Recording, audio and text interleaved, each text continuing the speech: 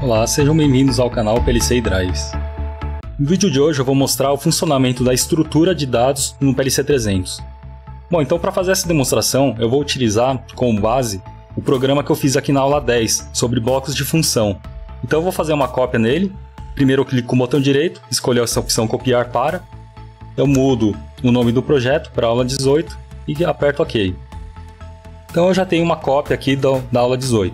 Então eu vou abrir o programa MainLadder. Só relembrando, eu fiz esse programa para controlar dois inversores de frequência. Então se eu abrir aqui as minhas variáveis globais, eu consigo ver aqui todas as variáveis que eu utilizei para fazer esse programa. Então só como exemplo, eu vou criar mais dois inversores de frequência aqui no meu programa, só para ver a quantidade de variáveis que eu vou ter que utilizar.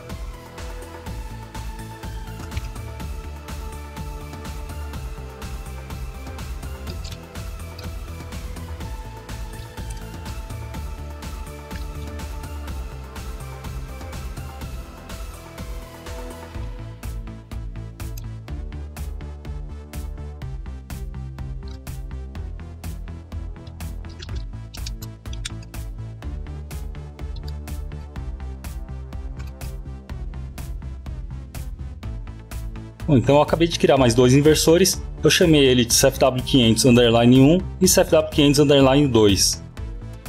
Eu fiz esse exemplo só para mostrar a quantidade de variáveis que nós geramos, somente com esses 4 inversores de frequência. Então se vocês olharem aqui na lista, agora eu tenho 16 variáveis para controlar esses 4 inversores. E se eu tivesse mais inversores na rede, essa lista só iria aumentar. E apesar de eu ter 16 variáveis, essas variáveis são praticamente idênticas, Então esse final, gira para, sentido de giro, reset, set point de velocidade, ele se repete a cada inversor que eu inseri aqui no meu programa. E é justamente nesse ponto que nós podemos criar uma estrutura de dados que vai facilitar bastante aí na criação das nossas variáveis. Bom, então agora eu vou modificar o meu programa utilizando as estruturas para facilitar a criação aí dessas variáveis. Quando eu venho aqui na aba do meu projeto, eu tenho esse item chamado estrutura. Então eu clico uma vez com o botão direito, escolho essa opção Novo Arquivo. Aqui eu tenho que dar um nome para essa estrutura, que vai ser um tipo de dado, Então eu posso chamar de dados CFW, por exemplo. Aqui eu vou clicar em próximo. Nessa próxima tela é onde eu vou criar a minha estrutura. Bom, então o que minha estrutura tem que conter? Ela tem que conter o gira para, sentido de giro, reset e set point de velocidade. E eu posso até incluir mais um item, que é essa velocidade nominal, que eu acabei deixando ele num valor fixo, Eu posso também jogar ela no meio da estrutura ali. Então primeiro eu clico no botão mais. Então agora eu vou dar um nome da minha variável que está dentro da minha estrutura. Então eu vou chamar ela de gira para. Ela é uma variável booleana, então eu clico em OK. Qual que é a minha próxima variável? O sentido de giro, também booleano, então eu vou incluir ela aqui. Sentido de giro. Ela também vai ser uma variável booleana. Minha próxima variável vai ser o reset. Também é uma variável booleana. E a minha quarta variável é o set point de velocidade, só que ela é uma variável real. Então eu clico em mais, digito aqui set point de velocidade e eu altero o tipo de dado para real. E clico em OK. Eu posso até aproveitar também e já criar essa variável chamada configuração da velocidade nominal. Então eu clico aqui em mais, coloco aqui configuração da velocidade nominal. Ela é uma variável real também, posso clicar em OK. Com todas as minhas variáveis criadas, eu posso clicar aqui em finalizar. Então agora, se eu clicar aqui no mais, eu consigo ver que eu tenho uma estrutura de dados chamada dados CFW. Bom, então agora eu venho aqui na minha lista de variáveis, mando criar uma nova variável, então eu vou chamar ela de CFW500. E aqui em tipo de dado, onde eu seleciono se ela é uma variável Word, real ou inteiro, eu posso selecionar também essa variável chamada dados CFW. Então a estrutura de dados aparece aqui também. Então eu vou selecionar que essa minha variável CFW500, o tipo de dado dela, essa estrutura chamada dados CFW. E vou clicar em OK. Então olha só que interessante, Eu tenho uma variável chamada CFW500 e se eu clicar aqui em mais, dentro dessa variável CFW500, eu já tenho CFW500.girapara, CFW500. Sentido de giro, .reset, .velocidade nominal e set point de velocidade. Então eu posso fazer isso para as minhas 4 variáveis. Então eu vou criar aqui como CFW 100 eu escolho novamente o tipo de dado como dados CFW. Eu vou criar mais duas, que são aqueles últimos dois inversores que eu criei, que seriam o CFW500_1. Também vai ser o tipo de dados CFW. E o CFW500_2. Também dados CFW. Então como é que ficaria meu programa agora, né? Eu posso vir e apagar todas essas minhas variáveis que eu havia criado anteriormente. Eu posso ficar apenas com essas 4 variáveis, referente aos meus 4 inversores de frequência aqui. Só que agora eu vou substituir as variáveis antigas, né? Como eu apaguei, ela está falando aqui que as variáveis não existem. Então eu vou mostrar agora como é que a gente chama essa variável CFW500 aqui no meu programa. Então eu vou apagar essa variável antiga, eu vou chamar ela como CFW500 ponto girapara.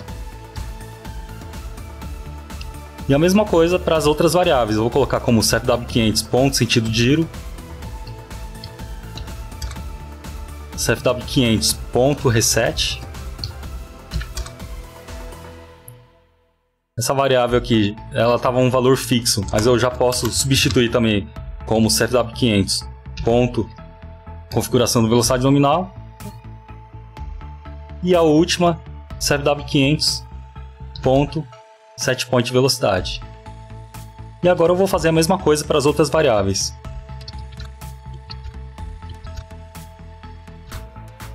Nesse segundo inversor eu mantive os 1800 para mostrar que eu não sou obrigado a utilizar todas as variáveis que eu criei. Eu posso deixar de utilizar, por exemplo, aquela variável CFW500, nesse caso CFW100 ponto CFG velocidade nominal. Eu posso continuar utilizando os meus 1800 e deixar aquela variável sem utilizar. Fica como opcional você utilizar ou não. Você não é obrigado a utilizar todas as variáveis criadas ali. Então eu vou continuar fazendo a modificação.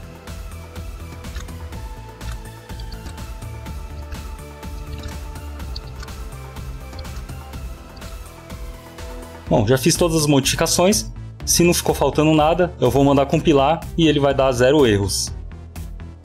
Beleza, deu 0 erros, 0 avisos. Bom, em questão de funcionamento do programa, não vai mudar em nada. Tanto faz você utilizar as variáveis normais, quanto utilizar as estruturas. Ele vai funcionar exatamente da mesma maneira. A vantagem de se utilizar a estrutura é justamente você reduzir a quantidade de variáveis. Então antes eu tinha 16 variáveis para controlar 4 inversores de frequência e agora eu tenho apenas 4 variáveis. Só que utilizando as estruturas eu consigo agrupar um conjunto de variáveis dentro de uma única tag ali, né? Então eu fico com apenas 4 variáveis. Bom, uma outra vantagem também, né? Se eu precisar renomear essas variáveis, eu renomeio apenas a variável principal. Nesse caso aqui, CFW500_2. Então vamos supor que eu queira modificar, renomear essa variável para motor 1. Então eu venho aqui em renomear, vou colocar aqui como motor 1. E ele já modifica todas as tags aqui de uma única vez, porque todas essas tags eles pertencem a uma única variável. Por isso que eu alterando apenas uma variável, eu altero todas as tags aqui dentro do meu bloco. E agora eu vou fazer a mesma coisa aqui para esse CFW500_2, né? Então vamos chamar ele aqui de motor principal. Então ele já fez todas as alterações, o motor principal girapara, motor principal sentido de giro, reset e velocidade. Bom, e agora eu vou falar mais uma característica da estrutura de dados, a parte de endereços.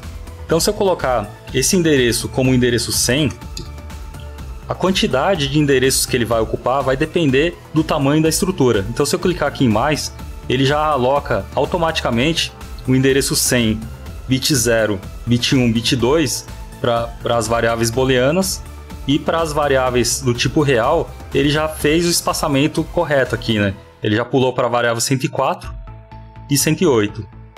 Mas o próprio WPS já realoca essas variáveis de forma automática.